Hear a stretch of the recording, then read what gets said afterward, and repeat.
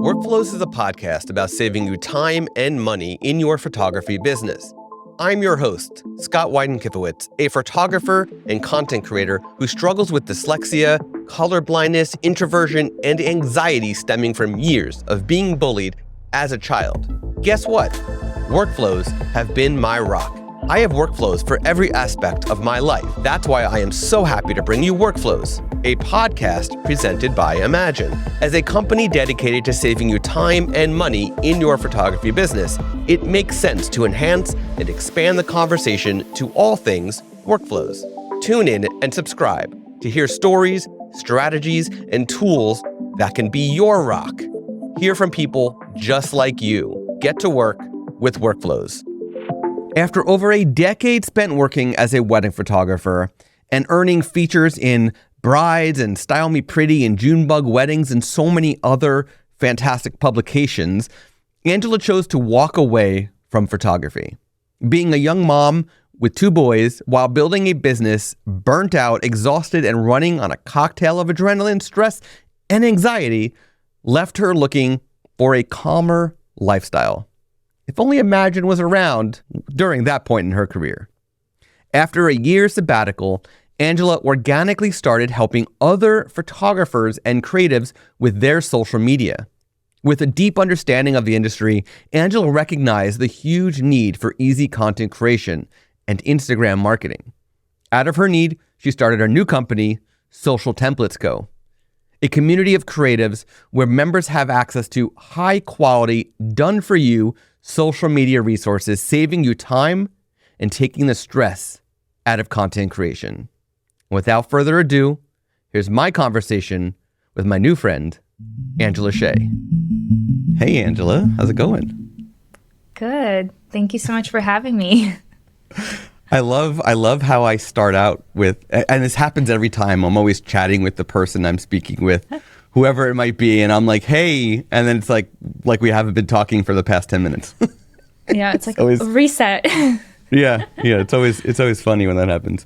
So I want to get right into, I already recorded the intro to who you are, and everybody who's listening now knows who you are. So without repeating myself, I want to get right into the core of what we're going to discuss today, which is social media basically. And in particular, video has risen over the years. And it is like the prime source of media that people are consuming these days and has been for quite some time at this point. How important in 2024, which we are in, and beyond, how important do you think it is for photographers to incorporate Instagram Reels and behind-the-scene videos and things like that into their social media strategies on an ongoing basis? Yeah. So I think, we're coming into this with a mutual understanding that photographers want to grow and connect with new clients using social media. So if that's the ultimate goal, then absolutely 100% they should be utilizing video content and showing up in the video space. So I think the thing that we're seeing a lot is photographers complaining about the algorithm. It's like their favorite topic. They want to talk about how much they hate the algorithm or the algorithm hates them, but they're having a really hard time adjusting to this is the shift. This is where people are spending most of their time right now. This is how, as humanity, that's how we're consuming all of our content. And in order for the photo content to show up within a video space, Reels is kind of like the gateway into that, right? So creating Reels and showing your photography work in a video format, super important. And also for brand awareness, I feel like another thing that photographers kind of need to understand is that people like to make emotional purchases. We like to make and put our money into things that make us feel good, right? We want to spend money and feel good about how we're spending it. And so when you're booking a photographer, you really want to put your money into a small business that wears their heart on their sleeve, and they're showing up for their clients in all these different ways, and they're taking you behind the scenes to show you what that looks like. So one example I like to share is, imagine if I'm going to speak to wedding photographers here, but this can be applicable across many different photography niches. But let's say you're a bride that has been engaged and is following a few different photographers. 3 of them she likes equally the same. Really great, photography work. And 2 of them, they just have a beautifully curated portfolio. They're showing up, with their photos. But then the 3rd photographer, alongside showing their work, they're also showing themselves behind the scenes, how they're shooting, maybe what they're putting into their client packages, what the client experience looks like, and then them editing at night with maybe their dog by their desk, or, what it looks like to edit with kids, and like showing the behind the scenes. So when the bride or the couple has these 3 photographers that they love, but they already have an emotional connection to one of the brands where they're like emotionally invested in this photographer's life, the chances of them booking that photographer are so much higher than somebody that has equally great work, but they're not able to connect on that emotional level. So I feel like with reels and video form, that's where you're able to like bridge that gap, where you're able to, show up in this authentic way, and then people are emotionally invested and want to give you your money, their money. Yeah, definitely. This is actually something that I've been starting to do more recently, which is, so I have a 9-year-old who, whenever I photograph somebody with children that are similar age, I bring her with me. She's a great assistant to get the kids to look and smile and stuff, and I have to do less, Yeah. And so now it's give her the phone and let her record me behind the scenes and record, and she's there anyway. Might as well put her to work, and then, I can, buy her ice cream on the way home or something. Yeah, So, that's amazing. You're getting that behind the scenes content, and she's like entertaining your clients. That's perfect. Exactly. Yeah. I also recently put out, and I'll try to link to this in the show notes. I also recently put together a rig that attaches to my camera for behind the scenes footage from my perspective as well, which is not, for the end client, it's not as exciting as seeing the photographer do things, but also gives you the point of view of what the photographer is seeing. So there's also, I think, that. Is it that little hot shoe attachment? Yeah. So I use an L bracket on my cameras. So what I do is, depending on the job I'm doing, if it's one where I need music, so for example, if I do have kids in the photo, I usually find out what kind of music the kids like, and I'll play that, and I'll have that on my hot shoe or on a table, depending. Or if I need a wireless trigger, I can't use my hot shoe for mounting anything else on it. So what I wound up doing is I built a rig for a GoPro that attaches beautifully in the perfect spot on my L bracket. And when I set it to horizon lock, even if I go vertical, it still stays horizontal, which for social, obviously you don't necessarily want that. But in my case, for like a YouTube behind the scenes, it's perfect. I love that. I love that you incorporated that. That's amazing. Yeah, and the coolest part about it is where I mount it on the side, you see the lens, like just a little bit, just enough to know, oh, this really is what the photographer is seeing, So it's fun. Amazing. But I always say too, bring your like 12-year-old cousin, 15-year-old nephew, or the kids these days, they're so good with iPhones and like knowing how to do behind the scenes really well, and then you can just pay them not $300 and they can still help out and be like super happy, especially if they're like dabbling in video editing or photography and they want that experience. So. Yep, for sure. I think the younger generation definitely can help here. Yeah. What advice would you give for photographers that are afraid of putting themselves out there in that way? They're afraid of being on camera. They're typically, photographers are used to be behind the camera. To those afraid or nervous to be in front of the camera, to show the behind the scenes for whatever reason it might be, what advice would you give to overcome that fear? Well, first of all, don't overcomplicate it and don't overthink it. And I know it's easier said than done, but I feel like start out doing the bare minimum. So if you're not comfortable being on camera, like you said, you can record whatever you're seeing, or if it's a wedding and you've got details and portraits that you can capture, start with that so you can start sharing the behind the scenes of the process of your shoots. It also helps people see that you're active, you're booking weddings, you're shooting.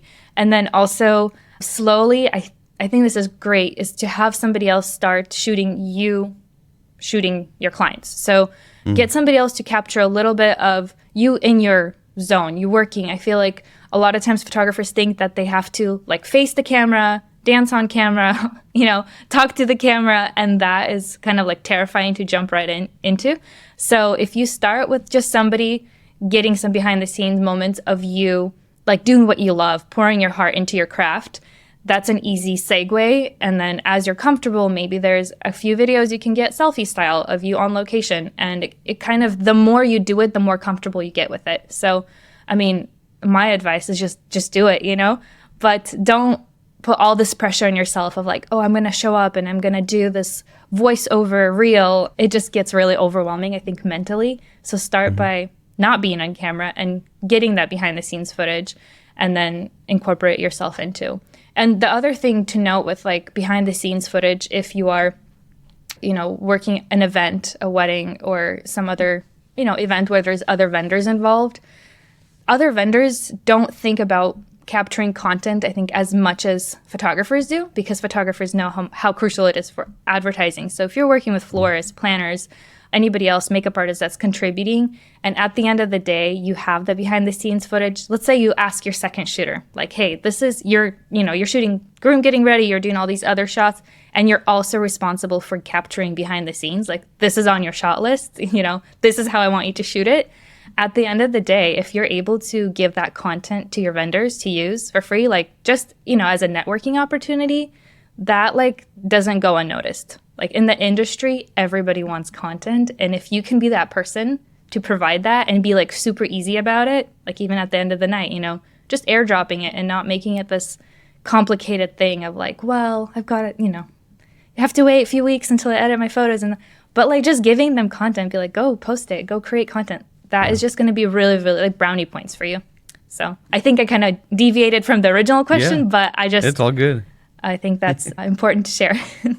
Definitely. I'm all about doing what I can to surprise and delight, undersell, over deliver, whether it's the client you're doing that for, or whether it is, the venue that is related to the job at the time, doing what you can to surprise somebody with anything that can benefit them without asking for something in return is going to pay back dividends, in my opinion. So absolutely.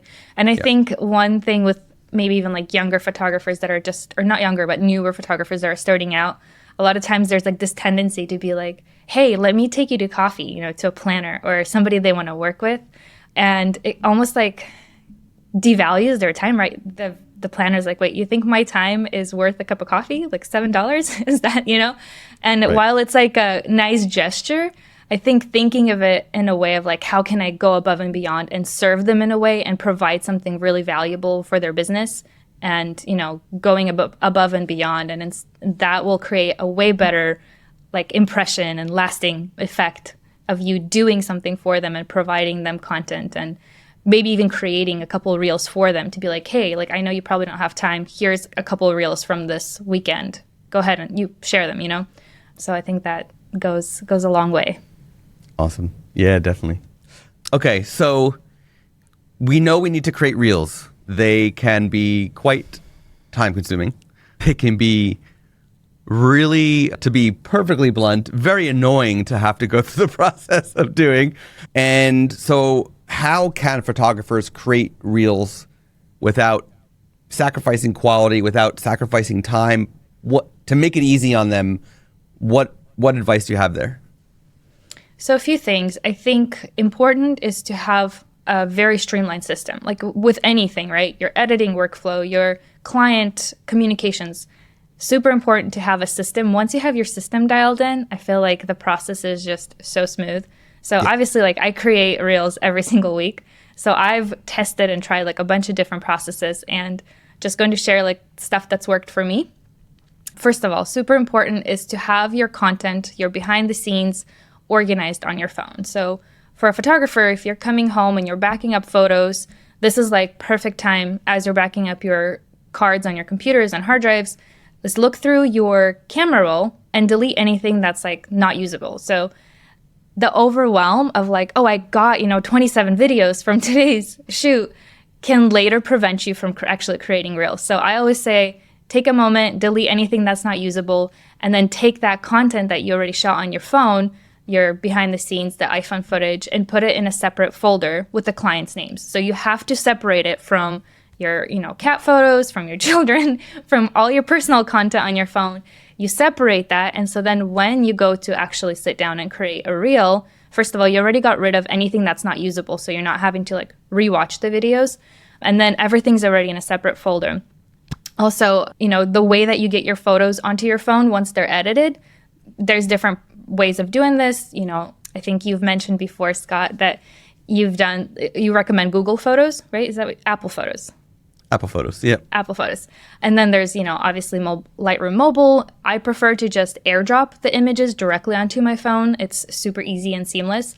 So whatever way you choose to get your photos onto your camera roll, you want those in a separate folder as well. So separate all of your client work that you're going to use for reels or for like vendor collaborations, things like that. It has to be in a separate folder. So this is like, I think, super important because overwhelm as you're going to create a reel, you're like scrolling, it's somewhere here, it's in the camera roll. I know I had like this really great clip. So just have that all in a separate folder. So when you go into Instagram to create a reel, you're able to open just that folder. There's no other images for you to search through. You might, be able to narrow down to your favorites that way, but that's just like streamlining it that way. Also, well, I guess with that, there's templates available, like our templates. There's templates that you can find on Instagram that are not, created specifically for photographers. Or if you're going to build a reel completely from scratch, like all of that is just easy to drop in your content that way. Beat matching is really, really annoying and has to be manually done for those. So if you do have a template that is perfectly beat matched, that's always going to save you like a ton of time.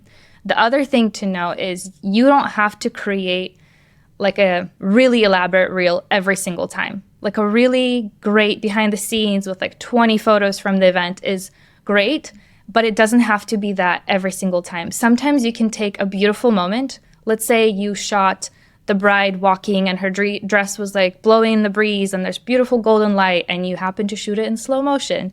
And it's just this beautiful 5-second video. That alone can be a reel. Like pair it with some trending music, add a really great hook. For example, tips on how to get the best portraits during sunset or something that brings value to your clients, to your potential future brides, to your, again, I use wedding clients a lot as an example, but this works across like any niche. So as long as you've got like a video that's 5 to 7 seconds long that you can loop and add a really great hook, more information in the caption, make it savable. Savable and shareable content is like gold, right? So that alone is going to be a really great reel without having to overthink and beat match things, as long as, it's bringing value and it's literally like a beautiful moment that you captured at your event and you don't have to really overthink it. Sometimes those are the ones that go viral, right? They're like just a beautiful moment that has value in the caption, and that sometimes is enough. And when you say to put the hook, like 7 tips for sunrise or sunset photos, whichever, are you saying to put it as text, or are you saying it as to audibly say it, or both? Like, what do you... Usually easiest is to just do text, but you could do it voiceover. I think a lot of people get intimidated by doing voiceovers. So if you're not consistently doing voiceovers, it does feel intimidating. So I think just text is great. And for right now, beginning of 2024, this is what is working really well on Instagram. And this always changes, right? Like 3 years ago, during the pandemic, we were dancing, right? Nobody's pointing and dancing anymore. Like that did not stick around, thank God. Yeah. But like what's working right now is using like really great, strong visuals with a strong hook of some sort or a call to action or something valuable where you're directing people to the caption. So what Instagram really cares about is the playtime, right? How many times somebody watches your reel from beginning to end.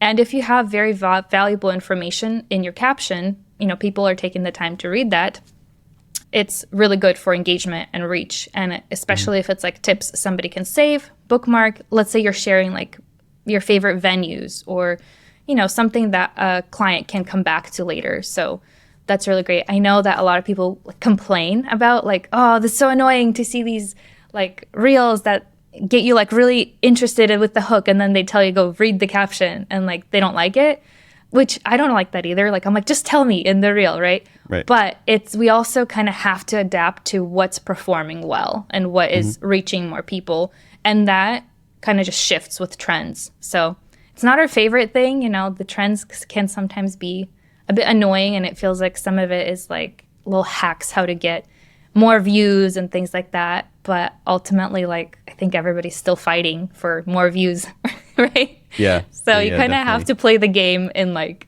a little bit. Yeah. So you kind of outlined some of the steps that photographers can make today.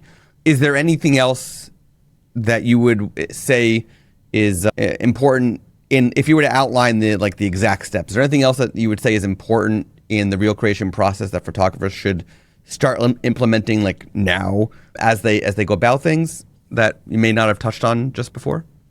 Yeah. I mean, I did touch on like, please organize your content. Like, I think I like just want to scream it from the rooftops. Like, if your content is not organized, this is what leads to overwhelm. So just reiterating that's like super important.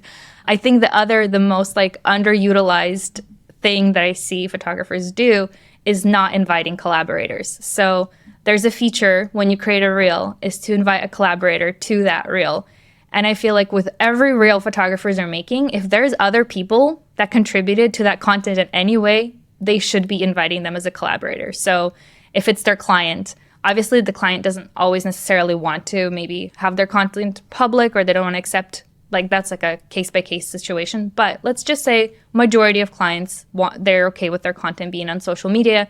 Invite them as a collaborator, like automatically.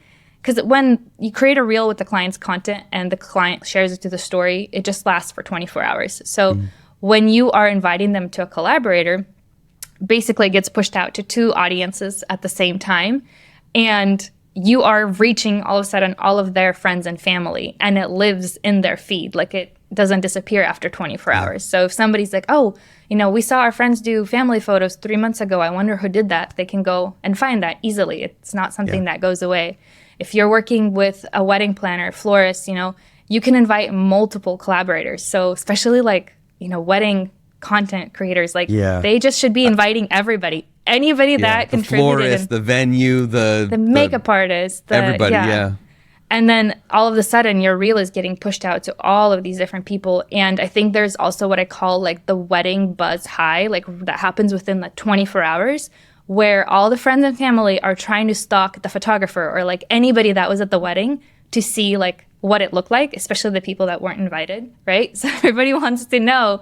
And if you're not capitalizing on that, like this is how to go like mini viral in the best way possible. Because, if your content just goes viral for no reason and you're attracting all these people that aren't really, necessarily going to become paying clients in the future, it's kind of useless. But if you're creating content that is reaching your clients, friends, and families and acquaintances, and you're living off of that, like that high that happens right after, that's like the best way to get like future bookings and connect with the wedding party and other people that, are potentially thinking about doing photos.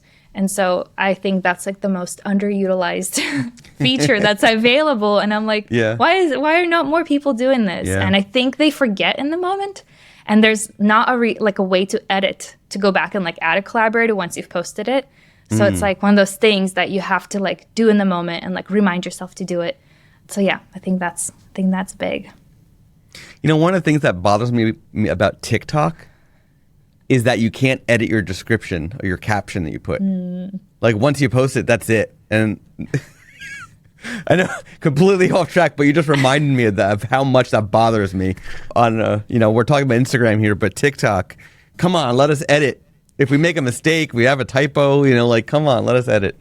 Yeah, those typos get those people like commenting on your reel. They're like, you mistyped, and you're like, thanks for the engagement. Yeah, and that's why you see so many like binks and hi-os, like they're doing intentional incorrect things. So yeah, I mean, I know that's also for the algorithm to not hurt them either, but it's so funny.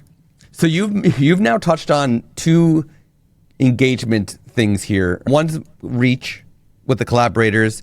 One was engagement with sort of teasing what it's about, getting people to read the description that comes with it, to get them to keep playing, which helps that reel with the reach, which in turn will help with engagement, this circle of life. So engagement is key on social media. Are there any other engagement tips that you could share for photographers to increase their reach, their engagement, especially when using Instagram Reels, whether it's templatized, whether it's just behind the scenes content, anything? I feel like I briefly touched on this, but savable and shareable content is what's going to be really good. So stuff that people are going to bookmark.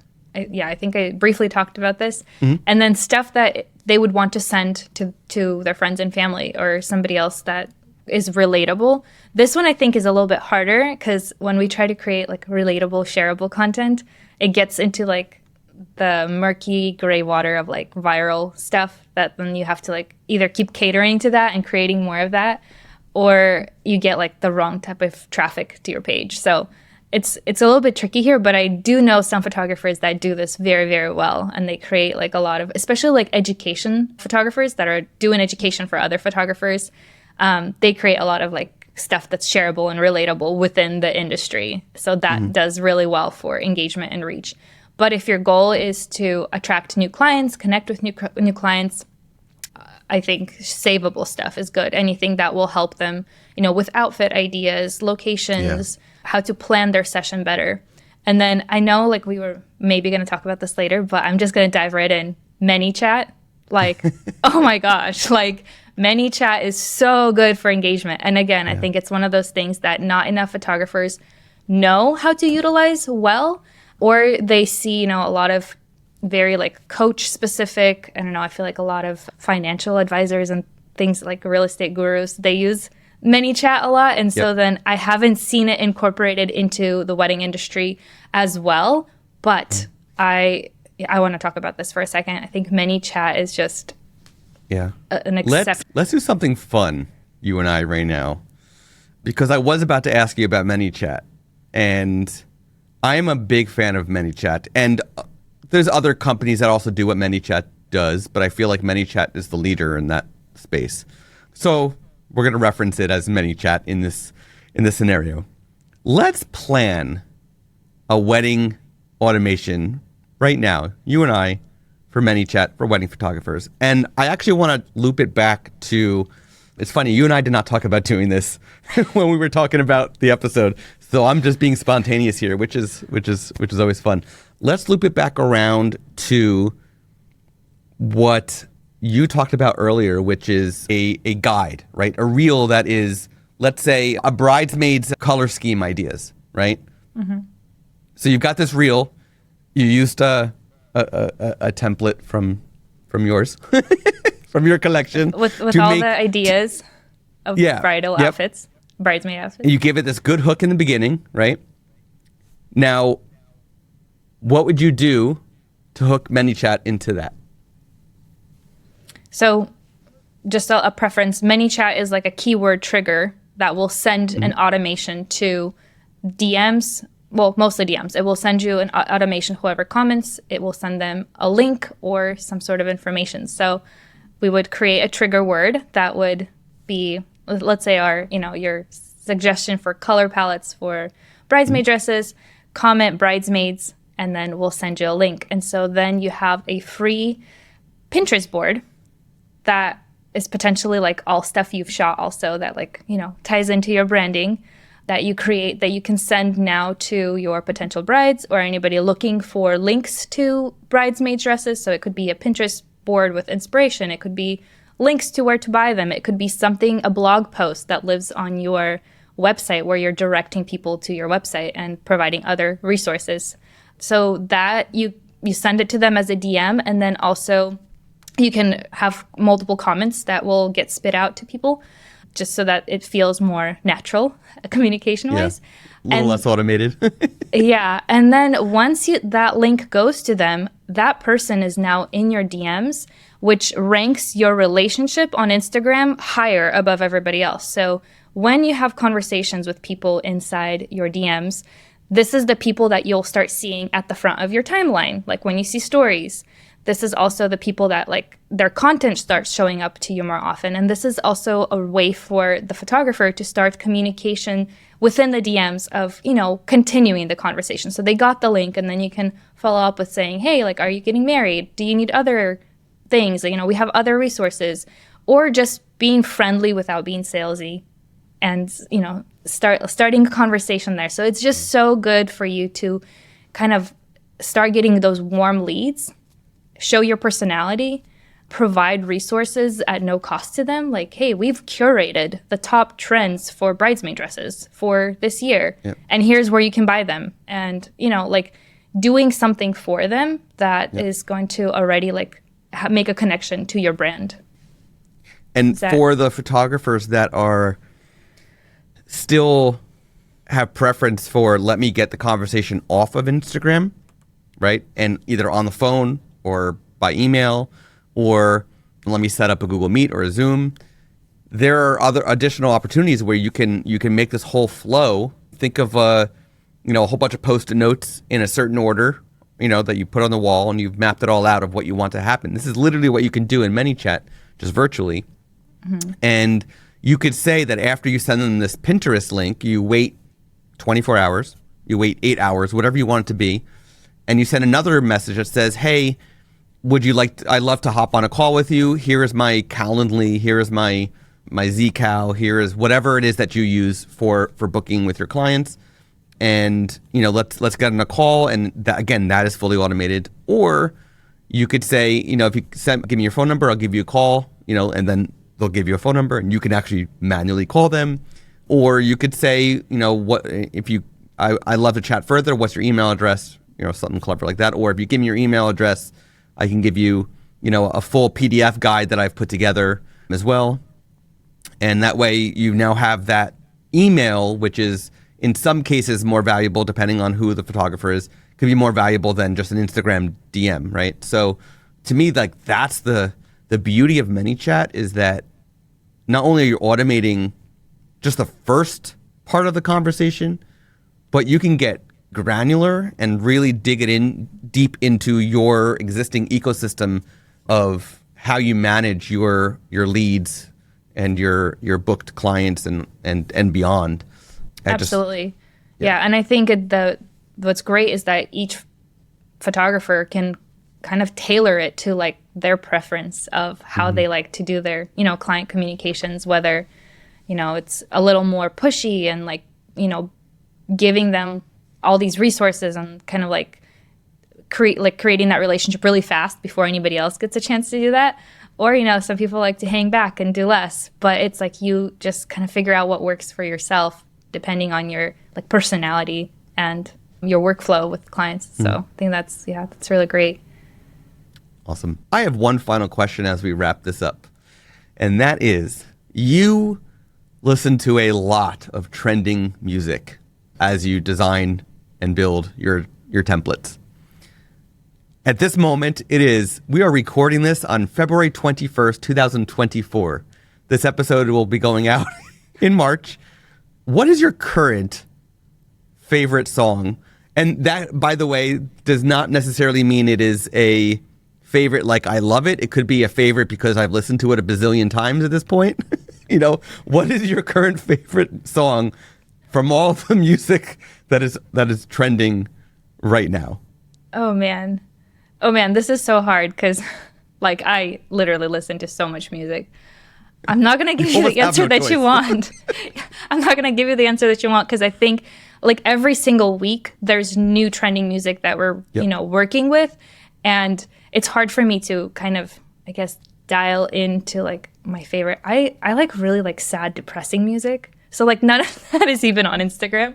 But I think what works really well for Instagram Reels is like something that starts out kind of like mellow and then like the beat drops and there's like really clear cut like beat drops, and it doesn't work for all styles of photography, but it's really fun to create with that.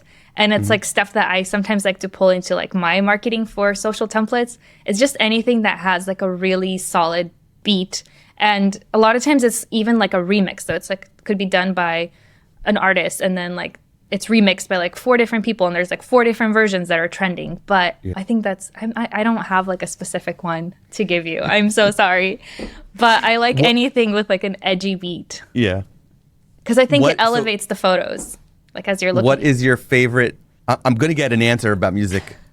I'm determined. What is your favorite song from a reel that you've designed in your entire box?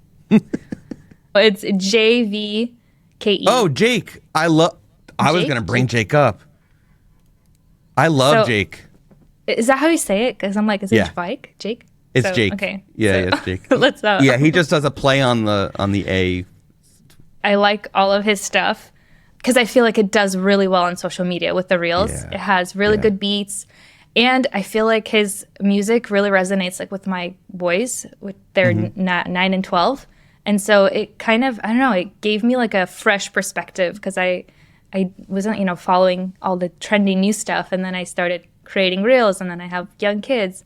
And Jake, I feel like he's touching the younger generation in a really interesting way. And his music is always trending. Like it's really, really good for reels.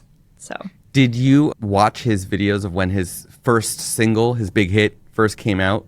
And he did a bunch of videos, one of which was showing. No?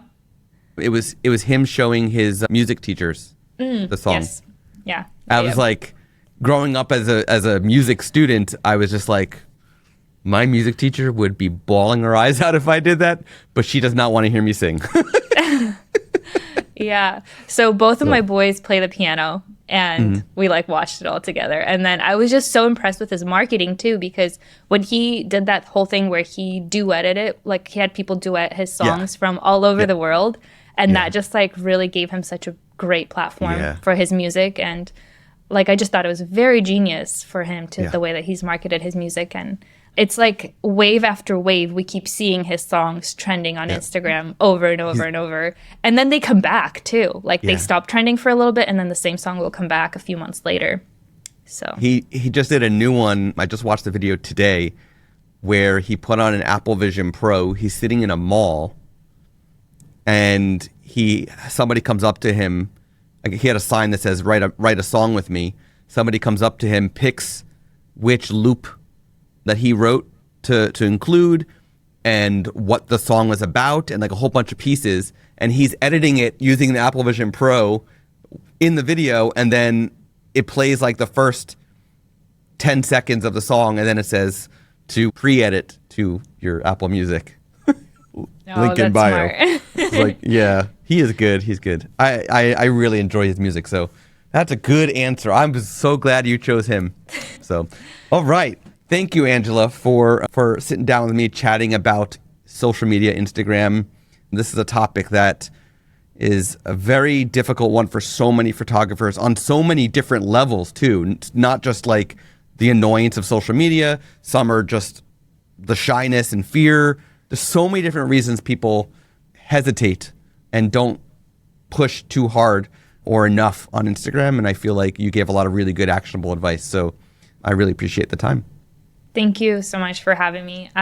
It's an honor to be able to, hang out with you here today and chat about this and share just, from my space, from where I've been kind of creating out of for a while.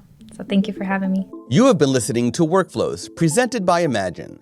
To hear more from Workflows, to find links to our guests, and for an exclusive offer for Workflows listeners, please go to imagen-ai.com/podcast and be sure to subscribe to the podcast on Apple Podcasts, Spotify, or wherever you listen to podcasts.